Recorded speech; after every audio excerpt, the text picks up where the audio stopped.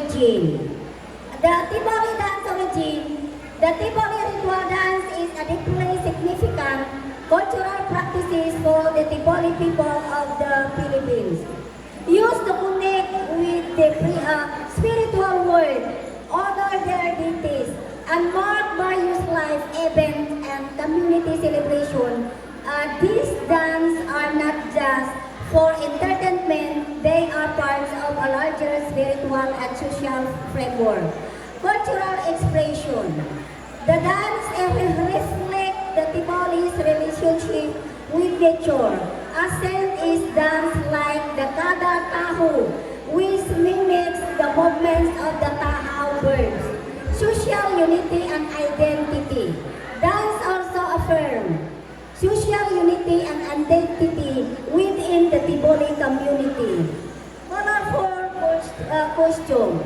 The Tiboli are known for their Bertrand and intricate costume, often made from hands, long Tanala clothes, adding to the usual appeal of this dance. Preservation and livelihood. By preserving their traditional dance, the Tiboli contribute their cultural identity and create a source of livelihood for their community through tourism. For example, Madataho dance imitate the movement of mythical hero Kanaban, while the light, the solid seed, and eagle are parts of the rich cultural heritage of the Tiboli people.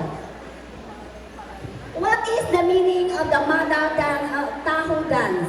Madataho, true dance of the Tiboli imitating the movement of Kanaban, the elder sister of the Tudbulul. The Tiboli mythical hero, Halobong, in Tiboli means never-ending joy, and also means and their yearly festival held every November to celebrate their rich cultural and tradition. Sisters in Christ, participants, delegates, the performing and presentation of the 56 national